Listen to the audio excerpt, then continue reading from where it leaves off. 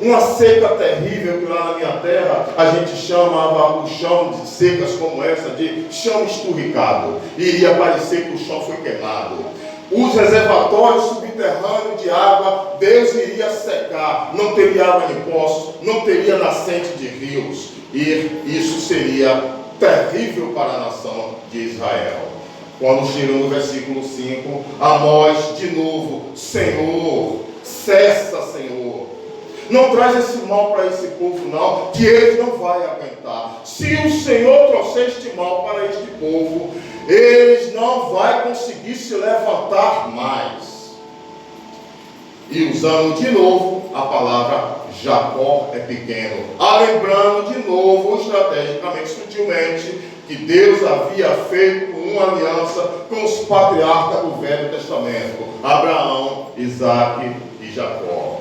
E de novo, versículo 6 vai dizer: Então eu disse, Senhor Jeová, cessa agora como levantará Jacó, pois ele é pequeno. E o Senhor se arrepende disso, nem isso acontecerá, disse o Senhor Jeová. Ó Deus se arrependendo de novo, mas eu já expliquei isso a vocês.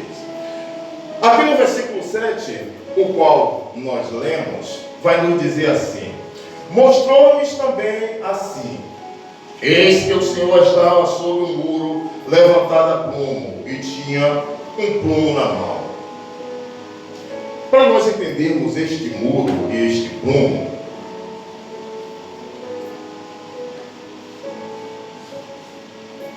nós vamos precisar ir até o livro do profeta Daniel, porque a Bíblia, ela se completa, elas nunca se completam em um só lugar.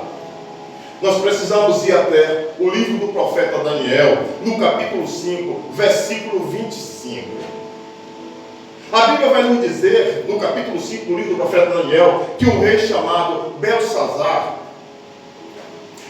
fazia um banquete para honrar os seus deuses, deuses pagãos como Naduque, Ista, Nego, e entre outros deuses que os babilônicos adoravam. Este rei Belsazar profana os utensílios do templo que havia sido tirado de Jerusalém pelo rei chamado Nabucodonosor II, que era avô desse Belsazar. No momento que ele está neste banquete, fazendo esta festa em homenagem aos deuses deles, aparece uma mão na sala do trono e escreve com a ponta do dedo na parede da sala do trono 4 palavras que está lá no capítulo 5, versículo 25, que as palavras diziam assim: Mene, Mene, Tekel, Urfasim. Mene, Mene, estava escrito em aramaico. O rei Belsazar, ele falava aramaico, então ele entendeu que Mene, Mene significava contei, contei.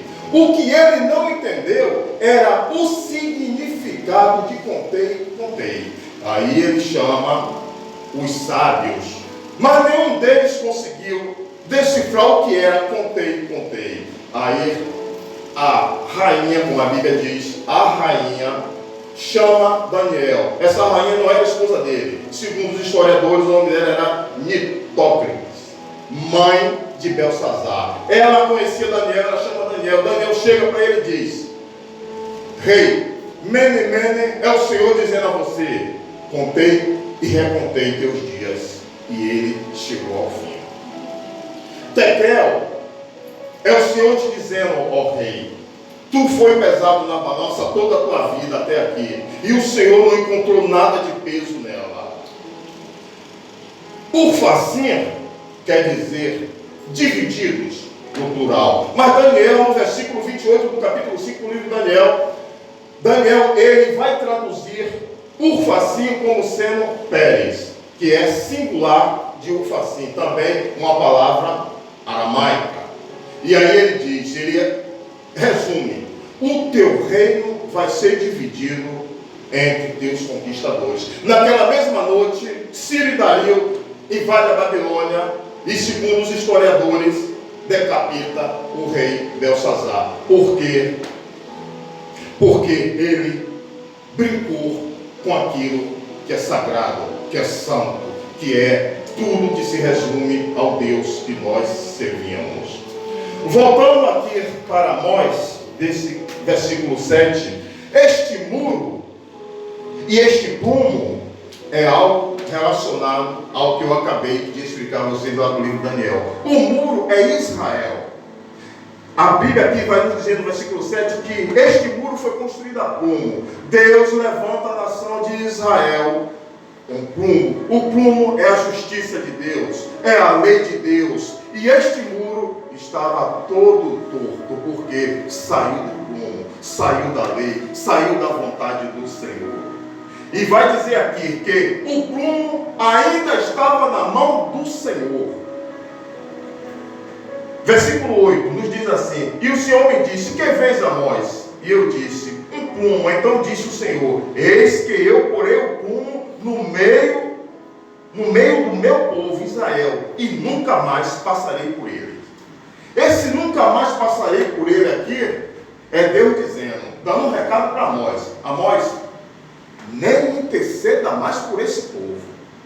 Porque Amós intercedeu a primeira vez, Amós intercedeu a segunda vez, mas quando chega aqui na terceira visão, que é o muro, Deus diz, não passarei mais por esse povo, ou seja, não interceda mais. Isso aqui Deus já tinha dito ao profeta Jeremias, lá no capítulo 7, versículo 16. O Senhor disse, Jeremias, não ore mais por esse povo, porque eu não vou te ouvir, não me aborreça mais. Porque, meus irmãos, sempre que eu tenho uma oportunidade aqui, eu digo, Deus, Ele perdoa, mas só que há uma linha vermelha, que quando nós atravessamos, acabou. Quando nós atravessamos, não tem mais volta. Todos aí, a gente sempre vê dizer, Jesus Cristo perdoa, Jesus Cristo salva, é verdade. Mas também eu sempre estou dizendo, o Senhor Jesus Cristo, Deus que nós servimos, Ele é terrível. E quando nós atravessamos a linha vermelha, pode orar, pode fazer campanha, pode jejuar, pode fazer o que quiser, porque não tem mais volta. Porque com Deus nós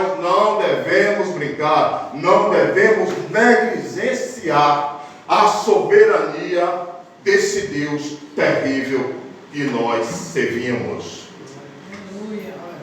Aqui no versículo 9, Deus começa através do profeta Amós a descrever o tipo de juízo que ele vai lançar na nação. E vai começar assim, versículo 9: mas os altos de Isaque serão assolados, e destruirei os santuários de Israel, e levantar-me-ei com a espada contra a casa de Jeroboão.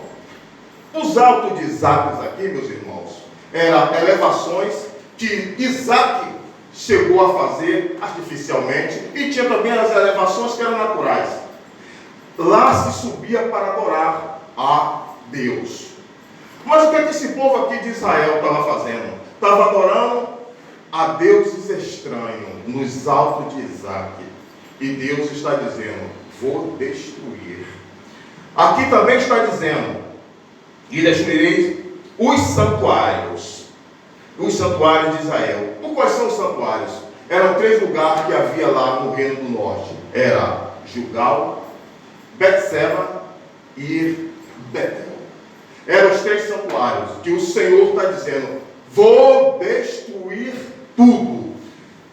Deus iria usar para destruir esses altos e esses locais de culto o reino chamado Assíria, governado pelo rei chamado Sargão II. Este reino era o mais violento e cruel deste período. E era essa nação que Deus ia lançar contra o povo dele, porque brincou com Deus.